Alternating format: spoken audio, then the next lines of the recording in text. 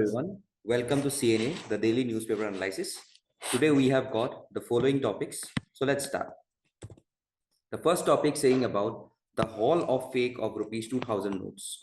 So since we know that the 2000 notes are less used in our respective economy because this note or a bigger size note has got more number of fake currencies today in our country.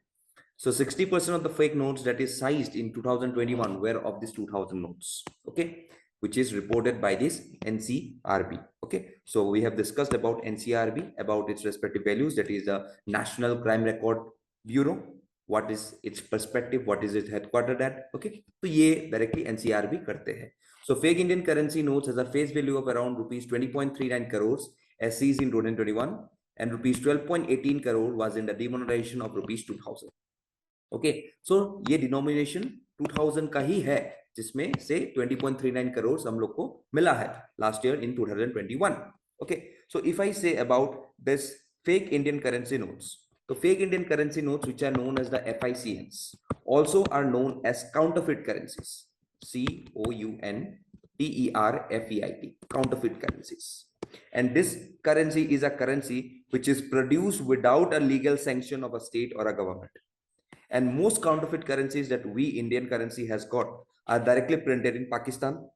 And from Pakistan, the FICN, that is the fake Indian currency notes, are either moved directly into India or make their way through a network of other countries.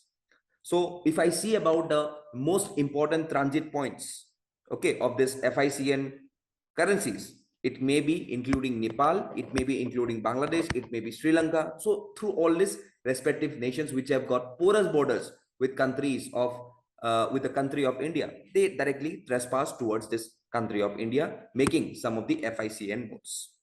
So this FICN circulation directly threatens the India's economy, and the profit that is earned from FICN is used to fund covert activities targeting India.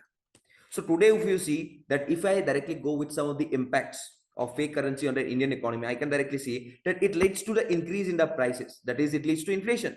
Because if I circulate more and more number of counterfeit currencies, that means what? The money getting circulated in the economy will be more. That is, the liquidity ratio will directly rise. It also causes an artificial increase in money supply in the economy, and which leads to what? A reduction in the value of the real money and a decrease in the acceptability of the paper money that we use directly in hand. So therefore, it directly results in the loss of the traders. Okay, hence if the rise of illegal transactions is going to happen, then the legal money will totally be wasted, and the farms which are involved in some of the daily cash transactions, they face heavy losses in the long run when their bank rejects the fake notes and do not replace them with the legal tenders. So therefore, the FICN is seen to be a form of economic terrorism, which is practiced by some of the external sources to damage the India's economy. So this is a form of economic terrorism, which refers to behind the scenes manipulation of the nation's economy by state or non-state actor. And some of the other effects, which may include the loss of public confidence, the black marketing of products and illegal stocking of products. This also leads to the evolutions of such number of fake currency in our respective economy like us. So therefore, there are various measures taken by the government. Supposedly the NCRB, which has created a national level database. Okay, they have developed some of the web-enabled software for online recording and reporting of these FICNs. Okay, so agencies such as RBI, public sector enterprises, okay, they also are very much involved in such number of activities. Today, India also amended the Unlawful Activities Prevention Act, that is the UAPA, under which position the FICN with the intention to damage the monetary stability of the country is considered as an act of terror. Okay, also an Financial Action Task Force, okay, that is an intergovernmental body seeking to fight money laundering and terrorist finances, is also very much crucial in its respective role. Okay, India in 2016 went for demonetizations, which directly mainly tackle the issue of FICN and introduce some of the new banknotes with some of the improved security features. So we can see that in every particular areas, the government is directly trying, even the NIA is also trying to directly counter such number of terror funding and fake currency cases. Okay, so in every particular aspect, we today are seeing that this FICN can destroy a country's economy in its full prospectus. And thereby we can see that though this number of activities will be on the rise in the near future also, from an unstable country and from a collapsed economy like Pakistan, who wants to break India through 1,000 cuts, who want to directly bleed India through 1,000 cuts, तो इसमें directly Pakistan का role रहेगा हमेशा. So therefore India must needs to prepare itself so that we could directly save our economy from this respective counterfeit currencies. तो ये था हम लोग का एक article about the FICN currencies. Next पे आते हैं La Nina conditions. तो when I say about La Nina, तो La Nina क्या है? Okay, यहाँ पे बोला गया La Nina conditions enters third year. Okay, तो ये वाला सीजन La Nina का चल रहा है. तो what is La Nina? La Nina actually means the little girl in Spanish. Okay, it is also sometimes called as El Vejo, ELVIEJO, El Vejo. Okay, and इसको बोलते हैं हम लोग like anti El Nino, or simply I can say it is a cold event. La Nina simply means a cold event. El Nino means a hot event. Okay, so ये है anti El Nino. So La Nina event represents period of below average sea surface temperatures across the east central equatorial Pacific. So La Nina is when the sea surface temperature along the central and equatorial Pacific Ocean are colder than normal. So what is the conditions of La Nina? La Nina is caused by a buildup of a cooler than normal water in the tropical Pacific, the area of the Pacific Ocean between the Tropic of Cancer as well as the Tropic of Capricorn. And La Nina is characterized by lower than normal air pressure over the Western Pacific. So La Nina events are also associated with some of the rainier than normal conditions over southeastern Africa and northern Brazil. Okay, so therefore we can see that we have got a various good impact of the La Nina. So इसका impact क्या होता है? Supposedly, if I say about Europe, El Nino reduces the number of autumnal hurricanes. That is the hurricanes, or what we call here as cyclones. Okay, so La Nina क्या करता है? La Nina tends to lead the milder winters in northern Europe. Okay, and colder winters where? In western Europe, leading to snow in some areas of Mediterranean region. So if I see the same conditions of La Nina in North America में क्या करता है La Nina? La Nina का effects stronger winds होता है, favorable conditions for hurricanes होता है, greater instances of tornadoes. Okay, also some of the drought areas in South American countries of Peru and Ecuador. So we can see such number of conditions. So if I see about this ENSO, हम लोग का यहाँ बोलते हैं ENSO and India, that is we are talking about the El Nino and La Nina in India. तो हम लोग का अगर देख ले, that the strong El Nino events contribute to weaker monsoons and even droughts in India. Okay, और अगर La Nina का condition ज्यादा रहा तो हम लोग का यहाँ पे क्या होगा? The cold air occupies a larger part of the India than the El Nino cold air. So therefore, in the La Nina year, rainfall associated with the summer monsoon in Southeast Asia tends to be greater than normal, especially the Northwest India and Bangladesh, and which generally benefits the Indian economy, because our Indian economy is directly dependent on what? The monsoon, because of its agriculture and industry. And also it usually brings in colder than normal winters in India. So the La Nina influences the Indian subcontinent by piping in cold air from Siberia and South China, which interacts with the tropical heating to produce a north-south low pressure system. And the cold air of La Nina associated with the north-south throw tends to extend much further south into India. Okay, and the cold temperature can go as far as Tamil Nadu. Okay, but may not affect the northeast that much. Northeast में इतना affect नहीं होता है, लेकिन we can see that La Nina has got conditions in the northwest as well as some of the areas of the south of India. तो इसीलिए ये वाला टाइम जो हम लोग का अभी चल रहा है, ये वाला monsoon, this is the monsoonal effect of La Nina. Okay, that is entering the third year. ये एक बार में आता है, कम से कम you can see that it does not repeats every time. Okay, आते हैं तो एक बार कम से कम 2-3 साल तक रह जाता है दिस कंडीशन. उसके बाद फिर से एल नीनो आएंगे, फिर साइकिल रिपीट होगा, फिर ला नीना आएगा. तो ये वाला सिचुएशन यहाँ पे चलता रहता है. ठीक है, so this is something which is known as the La Nina conditions. Okay, coming to the next one, data gathering by public agencies. Okay, now if I see about this respective article about data gathering by public services, okay, यहाँ पे देख सकते हो कि like we have seen that the experts have directly raised concern about the trend of increasing the government efforts in data collection and monetizations in the absence of basic data protection regime. Okay अभी आजकल government बहुत ज्यादा बोल रहे हैं कि चलो आधार link करो इसके साथ, पैन कार्ड लिंक करो इसके साथ, वोटर आईडी लिंक करो आधार के साथ. तो गवर्नमेंट आजकल क्या कर रहे हैं, डाटा हम लोग का जो जितना डाटाज है सब इकट्ठा कर रहे हैं एक साथ. But we do not have a basic data protection regime. Okay, because we can see that instances, there are various instances of increasing data collection. Suppose if I see about the custom departments mandating the airlines to share personal details of international flights. I can even say about the civil aviation ministry, which says about the facial recognition system through Digi Yatra. फिर जो मेटी, that is the Ministry of Information and Technology, उसका proposal to share non-personal data collected by the government with startups and researchers. इसके बाद जो CERT है, CERT in Computer Emergency Response Team India, its mandates asks virtual private network service providers to store data of their respective users.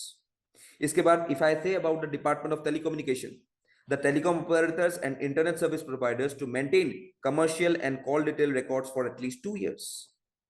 Even if I see about the tracing app Arogya Setu, here in the Arogya Setu, they have collected data like their names, phone number, location, सब चीज collect करके रखा है. Okay, so in this respective instances, even the Karnataka High Court has passed the order in 2020.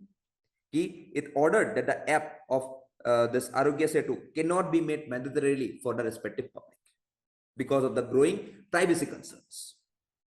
So therefore, we can see that there are various instances of increasing the efforts for data monetization. Even if I see about IRCTC, MEITY, Ministry of Roads Transport and Highways. Okay, so every other activities are related for the data collection of this respective public. So previously the government withdrew the Data Protection Bill 21, signifying that it will soon come up with a comprehensive legal framework for the online ecosystem.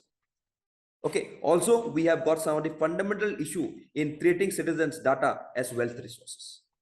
Because we cannot directly see that data is not a sovereign wealth resource. And violating the SC order, that is the right to privacy, is directly getting violated every time after the data is collected by the respective governmental agencies. Okay, so therefore, if I go with the respective conclusion of this data privacy, I can directly say that the government's primary concern should be service delivery and safeguarding the information it gathers from citizens towards this end. And its key objective should not be to monetize this data for profit. They don't sell this respective data that you have collected, and the people directly believed on you, and they have directly went on for the data sharing. So you may not directly make a something number of profit from data sharing of this respective units. So ये था about some of the privacy concerns associated with the data sharing. इसके बाद आते हैं हम लोग universal health insurance schemes के बारे में. Okay, this is a thing that is associated with Assam. तो यहाँ पे क्या बोला गया है about UHIS, Universal Health Insurance Scheme. तो अगर मैं बोलूँ यहाँ पे about universal health coverage, तो what does UHC means? UHC basically means that all individuals and community receive the health services they need without suffering financial hardships.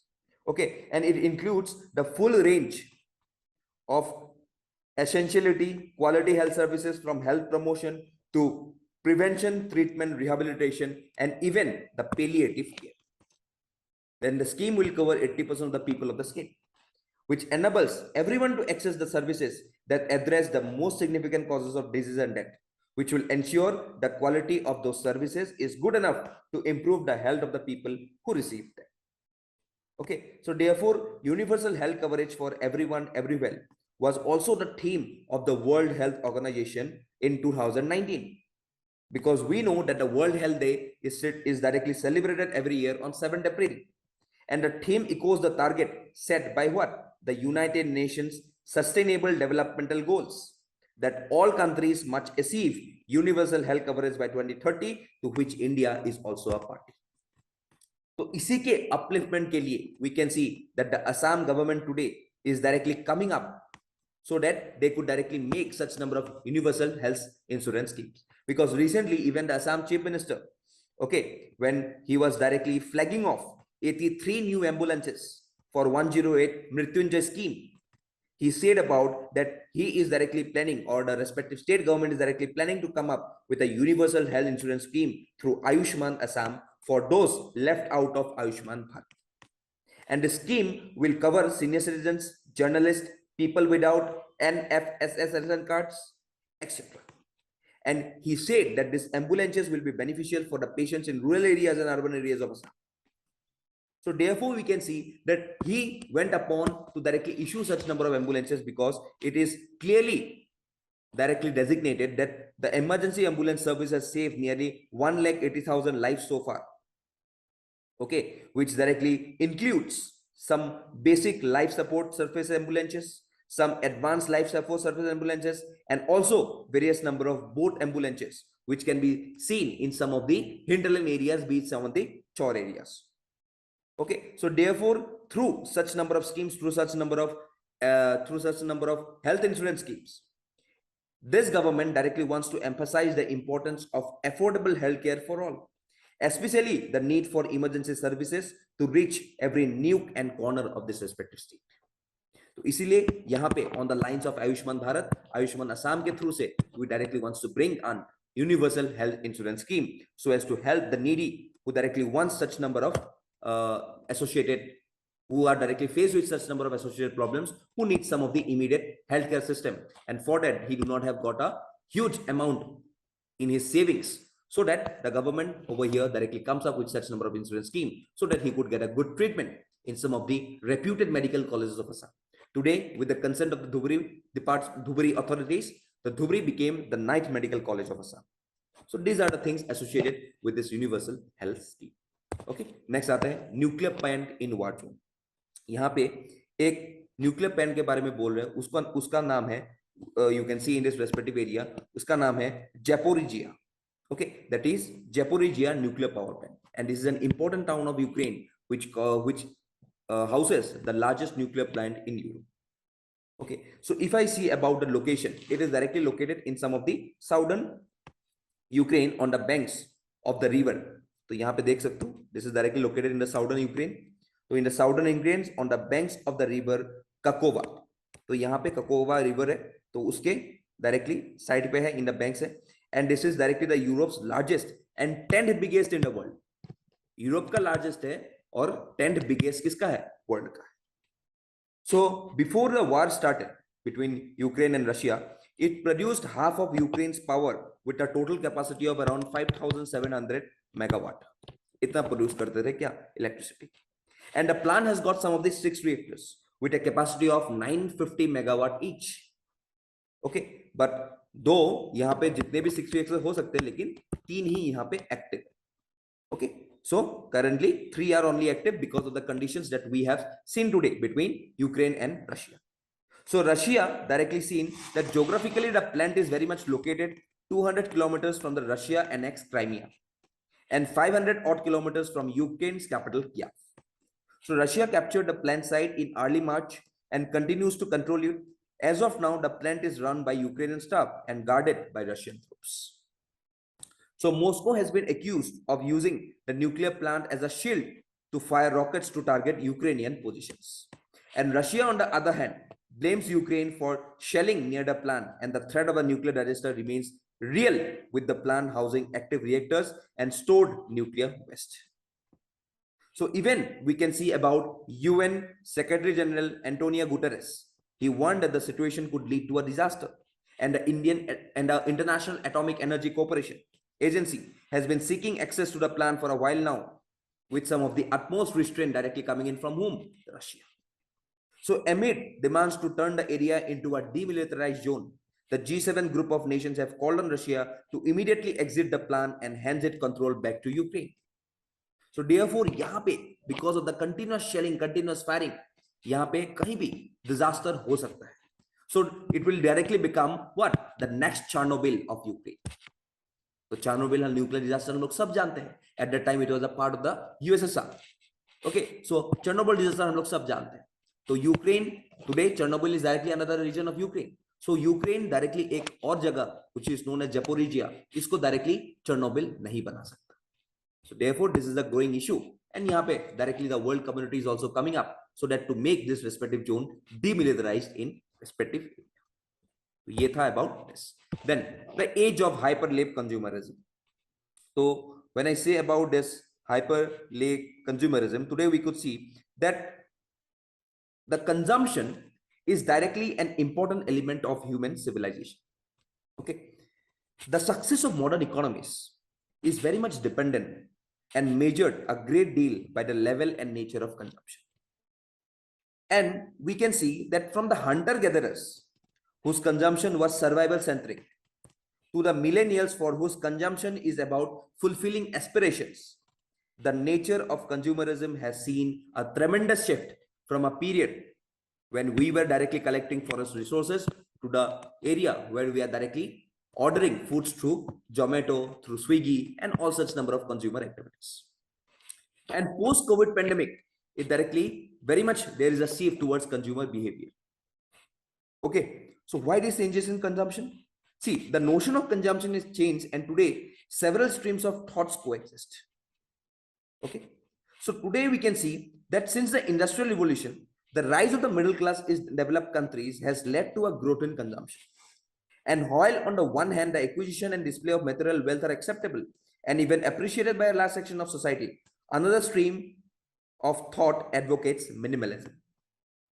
So after this respective lockdowns, okay, which brought people into the e-commerce fold, and due to this economic impact of the pandemic, the world witnessed a shrinkage of demand. But post-pandemic recovery, we can see, and suppressed consumerism is now leading to revenge shopping. And the modern day consumerism is not about wanting more, but also wanting it fast. हम लोग को जल्दी चाहिए, तो हम लोग ज्यादा देर रुक नहीं सकते. पहले हम लोग क्या करते, ऑर्डर देते थे, बहुत टाइम से आराम से 10-15 दिन हो जाता है, रुक जाते हैं हम लोग. आज अगर 2 दिन भी लेट हो गया ना, तो हम लोग का दिमाग खराब हो जाता है. So this is what? This is modern day consumerism, because it is not only about wanting more, but also wanting it fast. So we are in the age of what? Hyper-lapse consumerism. That is, there is a clamor to be fasted to reach the consumer. तो इसलिए कभी देखना Domino's वाले को, तो Domino's वाले bike कैसे चलाते हैं? So that they could directly go through a super fast delivery. Okay, so therefore we can see that there are various number of e-commerce companies directly coming up who made their delivery their core competence by putting bots on the ground and even drones in the sky. And recently in India, we saw food and grocery delivery companies announcing 10-minute deliveries for consumers in selected cities. Why this is being done? This is being done by strengthening by the hyper-local logistical networks, leveraging predictive algorithms, process optimization, and in some cases providing incentives and disincentives for some of the delivery partners. So in ever things, we can see that hyperlapse consumerism is not without its benefits. आज, according to NITI Aayog, 7.7 million workers were engaged in this gig economy. मैंने बताया था कल gig economy के बारे में. So which accounts for around 1.5% of the total workforce in this country. So today, through this respective consumerism, we are directly unlocking the potential of the gig economy of India. And at the core of the gig economy, we can directly see that the economical growth are behavioral shifts amongst consumers. So going ahead, we could directly see that for consumers, either we continue with hyperlapse consumerism or shift back to a more laid-back delivery model. And in the rush to come up with better value propositions for the customers, businesses often tend to ignore the social, ethical, environmental, and the personal cost of business decisions. And these decisions get influenced by and further influence consumers' needs and behavior, which will advertise the serves a positive purpose by educating the consumers and even manipulating the advertisements.